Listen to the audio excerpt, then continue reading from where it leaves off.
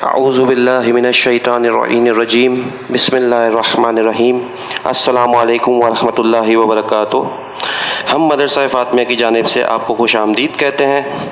اگر آپ نے اب تک ہمارے چینل کو سبسکرائب نہیں کیا تو نیچے دیے گئے سبسکرائب بٹن کو پریس کریں اور بیل آئیکن کو کلک کریں تاکہ آپ کو ہماری نئی آنے والی ویڈیوز کی نوٹیفیکیشن مل سکے۔ شکریہ۔ قواعد و ضوابط کلاس 5ویں سے لیڈیز تک کے لیے طلباء و طالبات کو کورس دیے جا چکے ہیں۔ کتاب میں دیے گئے تصدیق نامے پر عمل کرنا ضروری ہے۔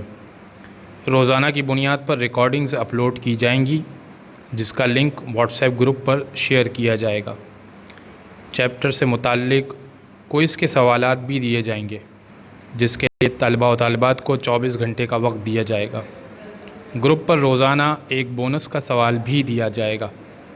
کوئز کے جوابات مسلسل 3 دن نہ دینے پر نام گروپ سے خارج کر دیا جائے گا۔ شکریہ۔ اعوذ باللہ من الشیطان اللعین الرجیم بسم اللہ الرحمن الرحیم الحمد للہ والسلام علی اہلہا۔ موضوع ہمارا امام حسن علیہ السلام ہے۔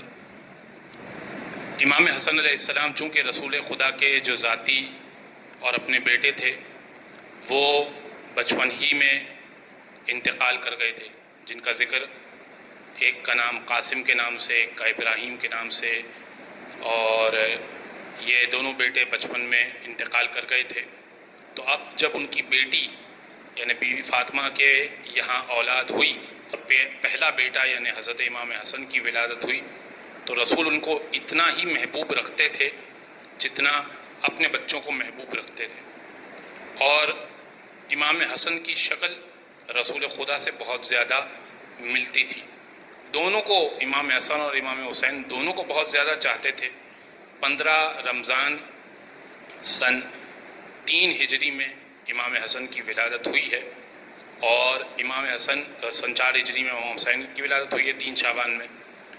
تو دونوں کے بارے میں فرمایا الحسن والحسین سیدِ شباب اہل الجنہ، میرے دونوں بیٹے حسن اور حسین جنت کے جوانوں کے سردار ہیں۔ اور یہ سنن نسائی اہل سنت کی کتاب ہے جس میں یہ حدیث نمبر 8169 موجود ہے کہ دونوں بیٹے حسن اور حسین جنت کے جوانوں کے سردار ہیں۔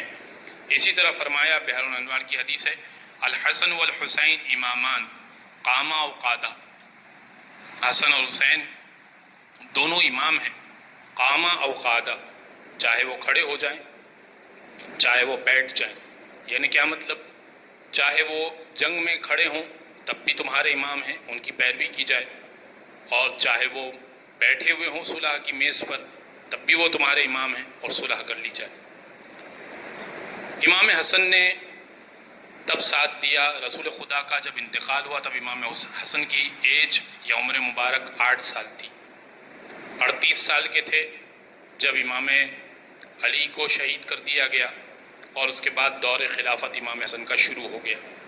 امام حسن نے جب باقاعدہ سے حکومت سنبھالی اور کوفے کے مسلمانوں نے امام حسن کے ہاتھ پر بیعت کی، لیکن یزید کے باپ نے ایسی سازشیں رچی کہ انہوں نے بیعت کو توڑ دیا، اور 6 مہینے بعد ہی امام حسن نے اپنی حکومت کو چھوڑ دیا اور مدینہ تشریف لے کر آ گئے اور باقی زندگی وہیں گزاری۔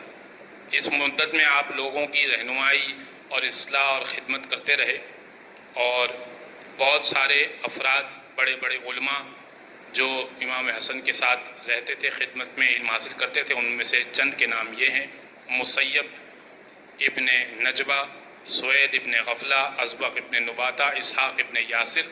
ایسے افراد اصحاب امام حسن میں شامل ہیں۔ اب رہی بات کہ جو یزید کا باپ تھا اس کے بارے میں کیا ڈیٹیلز ہیں، تو یزید کا باپ جو تھا وہ ابو سفیان کا بیٹا تھا اور اس کا تعلق بنو امیہ سے تھا۔ اس نے جنگ احد اور خندق میں اپنے باپ ابو سفیان کی قیادت میں حصہ بھی لیا تھا، اور 8 ہجری میں رسول خدا نے جب مکے کو فتح کیا تو مکے کے بہت سارے لوگ مسلمان ہو گئے تھے۔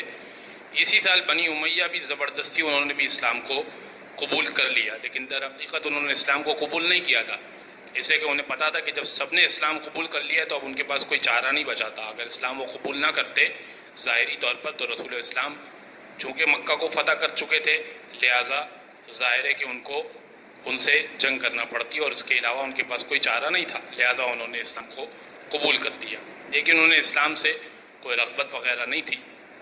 اور دوسری خلافت کے بعد یعنی حضرت عمر کے زمانے میں صوبہ شام کا گورنر یہ حضرت معاویہ بنے۔ تیسری خلافت میں حضرت عثمان کے زمانے میں بہت زیادہ ان کی قوت ہو گئی، لشکر ہو گیا، اور جب امام علی نے حکومت سنبھالی تو دو طرف حکومتیں تھیں، ایک طرف مولا کائنات کی حکومت تھی اور ایک طرف شام میں حکومت تھی۔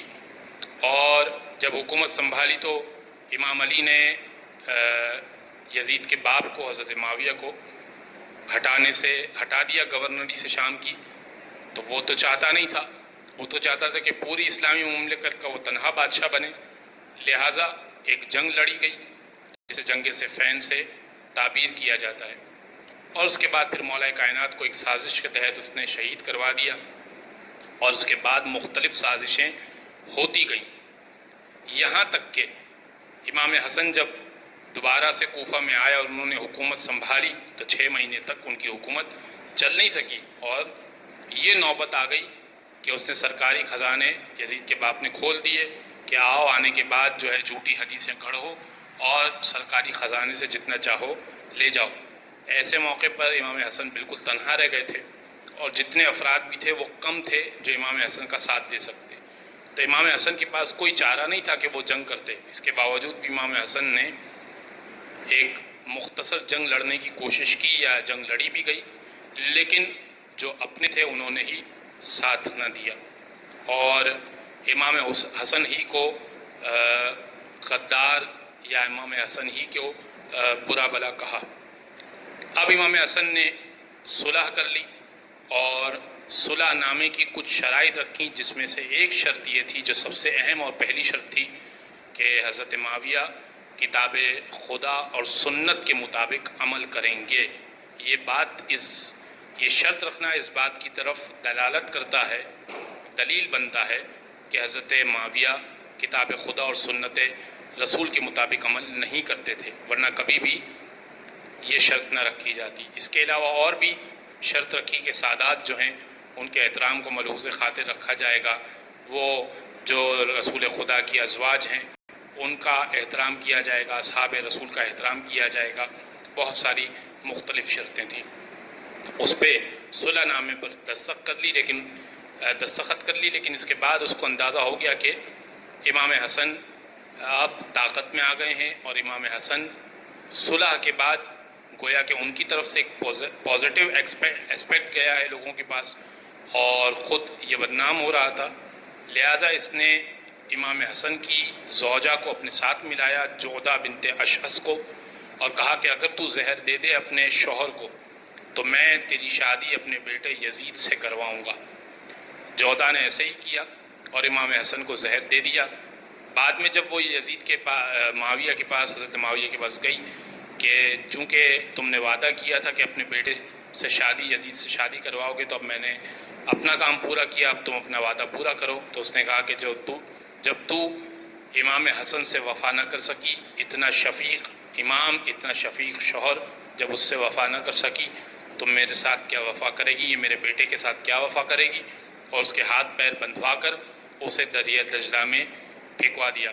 امام حسن کو زہر سے شہید کیا گیا۔ اس کے بعد امام حسن کو جب جنت البقیع میں دفن کیا گیا تو اس کی بھی ایک پوری تاریخ ہے کہ امام حسن کی وصیت تھی کہ نانا کے پہلو میں دفن کیا جائے، لیکن نانا کے پہلو میں دفن نہ ہونے دیا گیا۔ امام حسن کے جنازے پر تیر بھی برسائے گئے، اور اس کے بعد جنازہ دوبارہ گھر آیا۔ تاریخ میں واحد جنازہ ہے جو دوبارہ گھر آیا، دوبارہ ان کے کفن کو بدلا گیا، اور اس کے بعد جنت البقیع میں اپنی ماں کے پہلو میں ان کو دفن کیا گیا۔ وصلی اللہ علی محمد و آلہ الطاہرین۔